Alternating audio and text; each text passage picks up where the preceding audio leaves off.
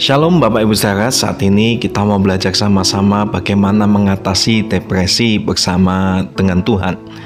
Nah, depresi bisa dipicu oleh banyak hal.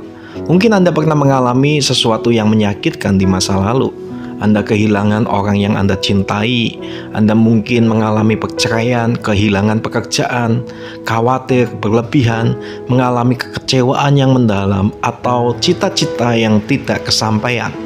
Apapun penyebabnya, depresi bisa mengganggu kesehatan mental dan fisik Anda, sehingga perlu diatasi sesegera mungkin. Sebagai orang Kristen, kita pun tidak luput dari kecenderungan depresi. Hidup tak selalu berjalan mulus sesuai harapan layaknya kisah 1001 malam yang happily ever after. Lalu bagaimana cara mengatasi depresi dari sudut pandang Alkitab? Nah, kita harus tahu lebih dulu kapan depresi itu menyerang. Kekhawatiran dalam hati membungkukkan orang, tetapi perkataan yang baik menggembirakan dia. Amsal 12 ayat 25. Hati yang gembira membuat muka berseri-seri, tetapi kepedihan hati mematahkan semangat. Amsal 15 ayat 13. Depresi bisa menimpa siapa saja, meskipun kita sudah berusaha sebaik mungkin. Ada hal-hal yang terjadi di luar kendali kita. Bisnis gagal, pernikahan bubar, anak terperangkap pergaulan bebas, pasangan selingkuh, pekerjaan tak jelas, pasangan hidup tak kunjung kelihatan. Ada pula kekhawatiran akan masa depan, penyakit kronis yang tak kunjung sembuh, dan masih banyak lagi. Yang pasti, depresi menyerang saat Anda mulai khawatir dan pedih dengan kenyataan hidup. Meskipun Amsal tidak merujuk kata depresi secara langsung, kedua ayat yang tadi kita dengarkan itu menggambarkan hal tersebut. Depresi membuat Anda mungkin putus asa, tak punya pengharapan, sulit untuk gembira, serta kecewa atau sedih yang berkepanjangan. Nah, yang perlu kita tahu Bapak Ibu Saudara, Anda tidak sendiri. Ketika depresi melanda, Anda harus tahu Anda itu tidak sendirian.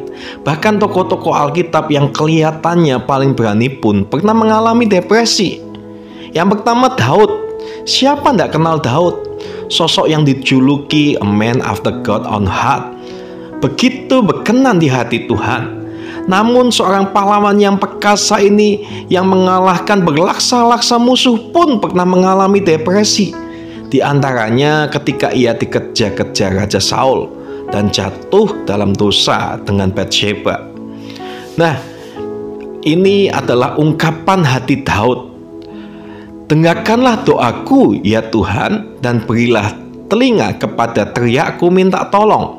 Janganlah berdiam diri melihat air mataku, sebab aku menumpang padamu, aku pendatang seperti semua nenek moyangku. Mazmur 39 ayat 12. Lesu karena aku mengeluh, setiap malam aku mengenangi tempat tidurku, dengan air mataku aku membanjiri ranjangku.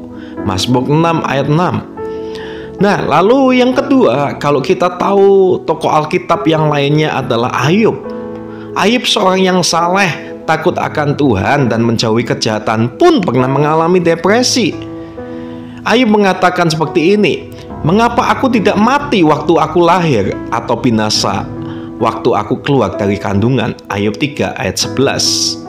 Lalu Ayub ketika dicobai iblis, kehilangan harta benda, anak-anaknya, terkena penyakit juga, lalu ditinggalkan istrinya dan sahabat-sahabatnya, ia pun jatuh dalam depresi dan mengutuki hari kelahirannya. Ia berharap tidak pernah terlahir ke dunia ini. Terlepas dari betapa beratnya masalah Daud dan Ayub, pada akhirnya kita melihat bahwa mereka berhasil keluar dari depresi tersebut. Jadi, depresi bukanlah sebuah aib atau hal yang memalukan.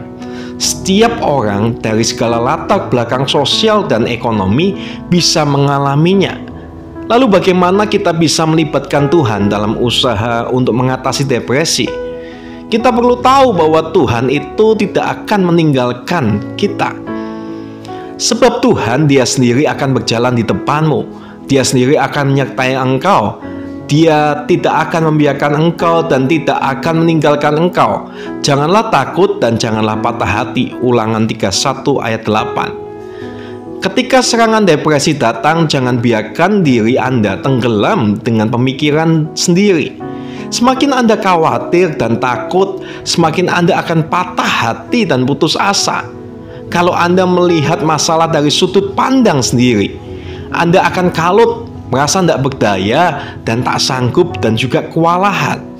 Sebaliknya, arahkan pikiran Anda kepada Tuhan yang akan menuntun Anda melewati masalah, bahkan badai kehidupan sekalipun. Tuhan tidak mungkin membiarkan dan meninggalkan Anda sendirian. Kuasanya dan kekuatannya akan menaungi Anda. Badai akan berlalu, jadi tetaplah berpegang padanya. Betapa berharganya kasih setiamu ya Allah. Anak-anak manusia berlindung dalam naungan sayapmu. Mazmur 36 ayat 7. Tuhanlah penjagamu, Tuhanlah naunganmu di sebelah tangan kananmu. Mazmur 121 ayat 5. Bapak Ibu Saudara, adanya masalah itu bukanlah bukti kegagalan. Kadang Anda terus akan terjebak yang namanya dengan depresi ini jika kita menilai setiap masalah sebagai bukti bahwa Anda itu gagal. Anda merasa seorang pecundang atau orang yang tidak becus. Jadi ubahlah cara pandang Anda. Berpikir dari sisi spiritual bahwa masalah itu hadir bukan karena kesalahan atau ketidakmampuan Anda. Masalah adalah sebuah ujian. Keadaan yang Anda hadapi bukanlah pilihan Anda, tapi karena kehendak Tuhan. Mungkin Tuhan sedang menguji Anda untuk lebih bergantung kepadanya, atau Tuhan sedang menggembleng Anda di satu area hidup ini, atau lewat masalah yang Anda alami ini Tuhan sedang membentuk kehidupan kita. Nah, di dalam salah satu ayat dikatakan, saudara-saudara yang kekasih, janganlah kamu heran akan nyala api siksaan yang datang kepadamu sebagai ujian, seolah-olah ada sesuatu yang luar biasa terjadi atasmu. 1 Petrus 4 ayat 12. Bapak Ibu Saudara, jangan pula kita membesar-besarkan masalah yang kita hadapi. Bisa jadi ketakutan dan kekhawatiran adalah yang membuat masalah itu terlihat lebih besar daripada yang sebenarnya. Ini membuat Anda sulit untuk melihat solusi atau tertutup terhadap masukan orang lain. Percayalah bahwa segala sesuatu terjadi karena kehendak Tuhan dan ada alasan untuk itu. Belajarlah dan petiklah hikmah dari setiap perkara hidup ini. Karena tidak ada masalah yang tidak bisa diatasi. Pencobaan-pencobaan yang kamu alami adalah pencobaan-pencobaan biasa yang tidak melebihi kekuatan manusia. Sebab Allah setia dan karena itu Ia tidak akan membiarkan kamu dicobai melampaui kekuatanmu. Pada waktu kamu dicobai, Ia akan memberikan kepadamu jalan keluar sehingga kamu dapat menanggungnya. 1 Korintus 10 ayat 13. Ingatlah, sebesar apapun masalah Anda, seburuk apapun keadaan Anda saat ini, Tuhan berjanji bahwa semuanya itu tidak melebihi kekuatan Anda. Semuanya sesuai dengan kapasitas dan kemampuan Anda. Artinya, tidak ada masalah yang tidak bisa diatasi. Tidak ada masalah yang tidak ada jalan keluarnya. Sertakan Tuhan dalam mengatasi depresi. Niscaya Anda akan mendapatkan kekuatan baru.